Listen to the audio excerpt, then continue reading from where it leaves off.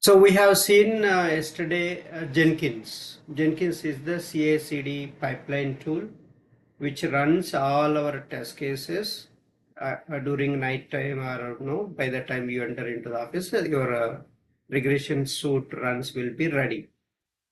So every day regression suite will be run. So you have to answer how many regression cycles you got, right, Gayatri? So Sir, if you in have a bunch years, of they given period also 2 years. Within 2 years period, how many test cases you executed and how many regression cycles per year you did? Like that they asked. nonsense question, but yeah, so see, regression, you need to answer for this. Regression is if you have a regression test cases, right, you will run every day. If it is automation is there in place, you will run every day using this Jenkins tool. So your code will be pushed to GitHub. From GitHub you will download in the Jenkins server. So in the job, all these configurations we are going to give that. So once you download the Jenkins code, but while running the job itself, code will be downloaded and it will trigger. So the goals we have given, right, in the build actions, we have given clean install. The clean install will take care of running your code, and entire test will run, and the post actions we can send a report also. So that will do every day. It's not one day. So you can say in excluding the weekends, it will run every day. Right? So in the Agile process, we don't know what will happen because developers keep on merging the code. So we have to run our regression test cases, test suits daily. That's your answer. Okay. Okay, So sir. so during releases also will run automation. If automation is not there, not possible, those you will validate manually. So they again prepare that data. So how many you will prepare manually, how many test cases? Some roughly you tell. They are not going to come and visit your things, right? Just a rough figure you told. Okay, so you told 80% automation is there. Remaining 20% test case, you tell them. So we are going to validate manually these 20% test cases during the release time. So 80% you don't need to manually test them. Suppose you have 100 test cases, 80 test cases you automated. So 20 test cases you will do manually during so before deployment. First your regression testing sign off you have to provide. So you will provide sign off. First you will run the suite through pipeline. Then you will run manually the test cases that are not automated. Got the clarity? So this is how you have to give the picture, and also 20% means 20, 100 means 20 test cases. So you decide how many test cases you have in whatever the project you are keeping. So that you should have a clear picture when you are putting a project in your resume. Make sure you have a clear picture on the project. How many modules are there? Each module, how many test cases you can create? That work you have to do. So create any one open source project. Create a manual test cases. Automate them. That's what I was keep on telling. So for the people, but they are not doing that. That's the problem. So test cases, Harshini created test cases for the open source project, open source HRM project. I asked her to automate, but she didn't do that. So that's where where she will gain the experience. Navya did so one POC. So if you do that, you will get a lot of experience. A lot of this kind of questions you can answer there. Okay, so that's the main thing. You can answer like that. So regression cycles will run every day, or you can say weekly, thrice. Why you want to run every day means we are following agile process, or what is agile process? Sprint time period they will ask. 2 weeks or 1 week, you tell that. Based on 2 weeks, you tell. So in the 2 weeks, you have to finish everything, development, testing, and automation also. You tell that. That's a you have to finish all of them at the same time. Manual testing, automation testing, everything you have to finish for each and every story. So again, you all these questions: how many developers are there? How many testers are there? So always remember 4:1. 4 developers, 1 tester in the agile process. That's a procedure. Based on that, whatever the developers you are telling, so that many testers are there, you count it. 4:1. Okay? Clear? Yes, That's sir. a ratio. That ratio you keep remember that. So you should not hesitate there. So if all these points keep in mind, give some any rough estimation, not required exactly, right? Even test cases, count, how many test cases you can design per day. I already in our manual test cases I told you. So based on the complexity, so complexity, high, medium, low, based on that you will prepare the test cases. So high you can maximum you can prepare 3 or 4, and medium 10, easy one you can prepare 15, 20. So like that you have to count it. So 10 medium, high means maximum 5 you can tell per day. So complex test case means 5, you cannot prepare more than that. If it is a complex test case, because you have to understand the requirements, you have to analyze, so from where it is coming, which module it is touching, all this, that's a complexity means. There are a lot of business rules are there, that's a complex. You have to think that like that. Sir, Mm.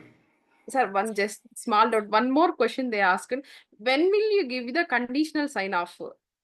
Like that question asked. What is the difference between conditional sign off and normal sign off? I said, Ah. given period of the time, if we couldn't able to finish the work, we have to give the proper justification. At the time, if it is required, we will give the conditional sign off. No, conditional sign off means basically there are bugs in the application, and customer accepted, or now our product owners accepted for that. Maybe you can fix it later. With that bugs you mentioned in the your sign off mail, okay, so we completed a regression testing but found these critical or medium bugs, so giving a sign off, that's a conditional sign off. So they are going to take care of that in the next release or hot fix. So maybe after this release immediately they will push that bug only, fix that bug as a hot fix, and they will deploy into production. Okay, that's the conditional sign off means. You're not accepting to give sign off because there are bugs. That's a conditional Okay. sign off. Okay. So these are the good questions. Yeah, so that's the conditional sign up. Normal sign up means everything you release cycle you did, it is working fine, no issues. Then All you'll do results conditional. already. If there is no major bugs at the time, we'll give the Yeah, sign off. yeah, yeah. No bugs, and your all regression suit went well, and all are working fine as expected. Then normal sign up, right? So that's all the basic, UI issues. That's not going to impact the customer. So basically, you have to think. So is it going to affect the customer or not? So these points mainly you have to consider before giving a sign off also. If it is affecting a customer using that page regularly, and it is inconvenience to him, we can say it's going to be a problem for the customer, right? Yes. So those are the things regarding regression cycles, and that's why Jenkins is a very useful, because developers are going to deploy the code left and right if there are multiple developers are there. So how do you know which code is correct, which code is good, so which code is healthy? If you run the pipeline, if you run your test cases, then only will come to know.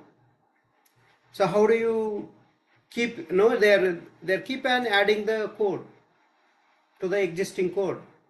So some code might be not good, they didn't test it properly, but they are merging. So that's why our gatekeeper is our test cases to test that. So that is the reason this CI/CD tool is very quickly give result for us. Otherwise manually it's not possible. So manual cycles will take time. So that is the main agenda. Okay. So anyhow, that is the one part we have discussed. Now today we'll discuss Git and GitHub.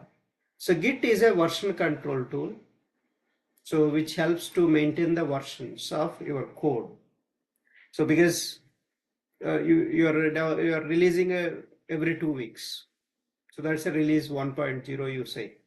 Next 2 weeks after another 2.0, 3.0, like that versions are going continuously, because it's never going to end. The features keep coming and you keep working, and how can you maintain those versions and history of the code, because a lot of developers are merging. So how can you maintain which code, who merged, and all this history will be maintained using this Git concept. So, and also there is a branching mechanism. So there is a one master or main branch will be there. That's a source code. The entire application code will be there. And also in that application, your automation test code also will be there. So in that application code and your automation code also present there. So you are working and developers are working and some other testers also working. How multiple people can work on the same project and same code? Or you are touching one file, I am also touching the same file. How can you work all these issues? How can you handle them? So that kind of issues can be solved with this Git concept and the branching concept. So to understand that Git, first you download the Git in your local machine. So let me show you how to download. And there is one more GitHub. GitHub is a web application, a cloud, it is all in the cloud. So GitHub Git concept. So download first, google.com, go to google.com, download. This is the tool. Git is a tool. Okay, Git download. So based on your operating system, you can download this Git. So this is a 2.48 download, and click here to download. It's very easy and quicker installations also. No need to struggle. Very faster installations, and this is going to provide a lot of comments. So git diff, git commit -m. So all this, but I want to start from the beginning. So see this document. This one of our QA person created this. So, and here is all the points available. Take this. So you can use this for the download setup. See, so when you download, set up your git config user.name, you give your username and your last name, first name and last name you give. So it will be set with your username. So Git will be configured with username. Otherwise, it is going to be problem for you. Your commit code is not going to show your name. It will show other names or anonymous name. So you have to show the accountability, right? Who merged the code, how many PRs you created. They will ask all these questions also. Your manager keep tracking. So how many PRs you raised. Based on that, your performance will be calculated. So how many automation test cases you automated, how many scenarios you successfully completed, all this. So for that purpose, so to show your name on the Git, and you need to configure this git config global user.name, give your username, your first name, last name, and even you can configure your email with the global user.email git config hyphen global. So this one is coloring for Git for easy reviewing purpose. You can use this color.ui auto. And then the next immediate one is you can git init. So this initialize the existing directory as a Git repository. So let me show you this. So we have now this project, right? So this is our project. Let's go to open. I am opening this. So I already installed Git. We'll install this quickly. I think it is ready already. So let's install quickly and then I'll show you. So just click on install next only. Saying setup cannot continue until you close at least the list that is marked as a closing. Bash, I think I have already opened this somewhere. Okay, this one I have opened here. That's why it is okay. So git bash is another like a command or terminal type. You can access even Linux commands. You can execute your Linux commands. All the commands, git commands, you can execute with this git bash. So is a kind of terminal in the Mac and Linux operating systems. The same you can use in the Windows machine also.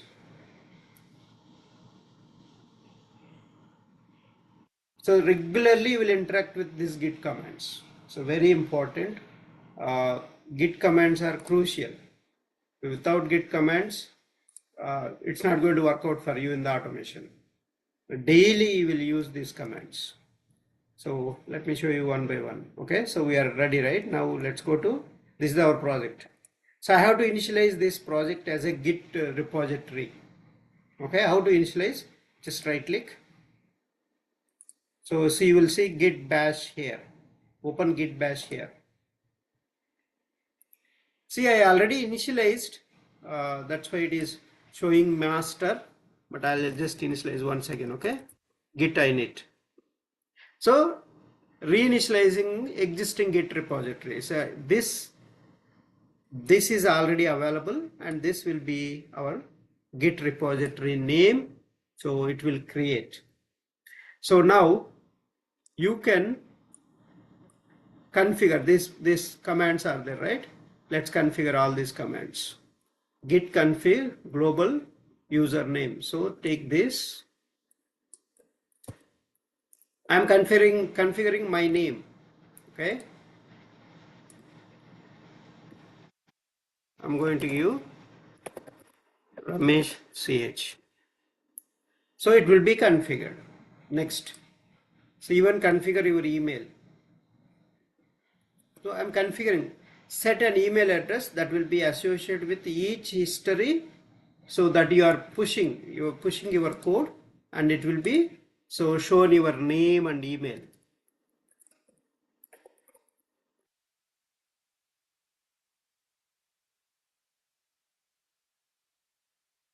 Okay, so then this also. So coloring, basically it will show proper coloring. For reviewing it's going to be easy. Okay, so this is all you set up. Now you initialized and you can clone the Git repository already existing one into your local. You can bring that entire code. That's a Git clone. So I'll show you Git clone also. So let's move on to the next one because we already have. Now here you see Git status. Git status shows modified files in your current project or current directory. So if you see this Git status, see it is so many files it is showing, right? So these are all the changes we made So see, these are all our files, right? I haven't pushed this code. So you need to add all these files. You need to add all these files to your Git repository. So first let's create a GitHub account. You have to create a GitHub account.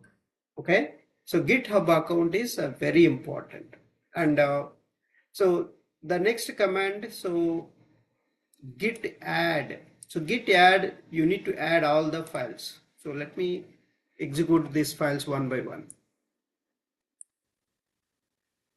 Suppose you want to know, you pushed one code. You want to see what is the difference between previous commit and current commit, or master code and your branch code. So git diff, and you give the file name. So it will tell what was the previous change in the master and what you modified. Both will be shown to you. That's a git diff. So git diff staged, already staged file. So you want to see the difference, diff of what is staged but not yet committed. So these are the git diff. Staged means git diff file, and git add means once you changed the file, you have to use this command regularly. Will use. You modified one file, you have to add with the git add. Then git commit. Mostly used one. Another one is git commit. Git commit minus m. You give the message, a descriptive message. So you are committing. You are saving the file to your branch. Suppose I'll create a branch on top of this. Okay. See how to create a branch. Git checkout minus b and open cart tests. This is my branch. See, I was in the master. Now I move to my branch. This is the branching system. So now you can make any changes and add all these files to this branch. So I will add. So git add one file you can add, but there are so many files. I don't want to add all of them, but I will add one file. So only I want to add one file. I can copy this and I will add this. See that? So that's the git add. You can add one file, but if you want to add all the files, so just type git add dot. That means current directory, what are all the changed files are there, all will be committed, all will be added, sorry, all will be added to your branch. So your local branch, see, all will be added. So okay, that's fine. Now, so you see git status. What is it? Before it was all in red color, right? Now we'll see what will happen. See, all is showing in green color. Why? You added all these files with a git add dot. That's why it is showing in the green color. Now you commit. So I'm using this commit message. I want to commit. Or you want to see git diff -i or git diff, just git diff. So there is no, you didn't give any file, right? That's why it is not showing, but you can, so git diff testng.xml. So there is no differences, that's why it is not showing. So there should be a difference. This is the first commit, right? That's why it is not showing. Now git commit -m. So give the message, open cart UI automation test cases. Give proper commit message. What is the change? Exactly what you are doing. So that's a git commit.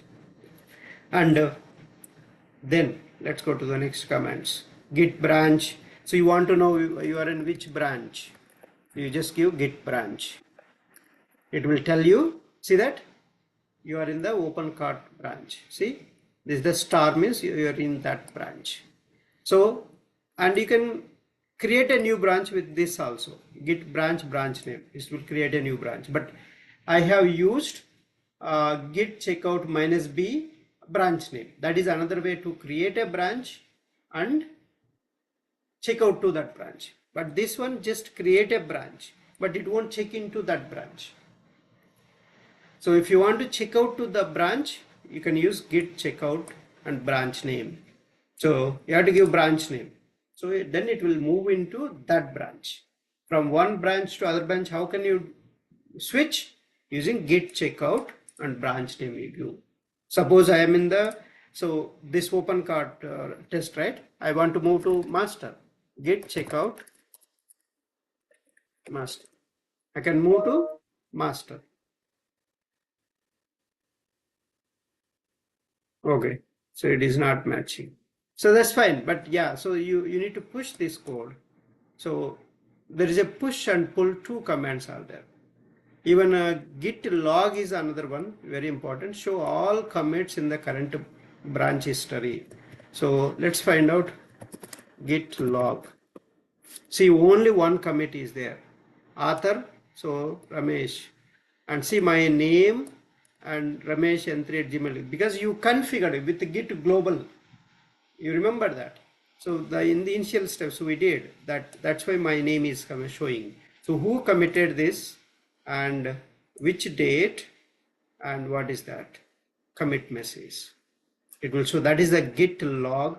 And also, can you see commit ID? There is a commit ID. This one. This is the commit ID. So clearly it will show who committed and what is that. Every commit, there is a commit ID will generate. And who committed that, when they committed, what is the commit message, everything will be shown with a git log. Okay, so next, and these are all different options they have provided. It's okay. And git show, that's not required. So you created a repository in the GitHub, you want to add, so you can use git remote add and remote your repository URL you can give here. Git fetch down all branches in the git remote. So you want to fetch all the repositories that is there in the branch, you can use git fetch origin master or git fetch origin main you can use. Then git merge origin master. So you are pulling, you want to refresh all your master changes into your branch. Then you can use these three commands: git put, git fetch, and git merge origin master, git pull origin master. Pull means it is going to pull master changes into your branch. So your branch and master has a differences are there. So master branch is updated and there are many new code joined there. So new people merged their code and it is available in the master, but that change is not there in your branch. So how can you bring that? So these are the commands here: git fetch origin master, git merge origin master. This time you might get, when you execute this command, you might get a conflicts. For example, same file is modified by you and your colleague, and so now you are fetching, already he merged that, your colleague merged already to the master, and you are going to fetch that changes into your branch. Then it will show a conflict. Then you have to resolve that conflict. So it will show in the same file errors. So with a head and greater than symbols, it will show for you. So make sure you resolve which change you want, your change or your colleague change. If you want both of them, take both of them, and carefully how to resolve this merge conflicts. The GUI will open and it will show very clearly what was the change your friend made, your colleague made, and what is the change you made in the same file. So based on that, combinedly you discuss with him and take no decision whether is a change required or so your change required. If both are required, keep both of them. Okay, so that is the that time, this execution time, this git merge origin master origin main anything, you will get a conflict. Very careful while executing this command. So then git pull, it fetches all the remote branch code into your local machine.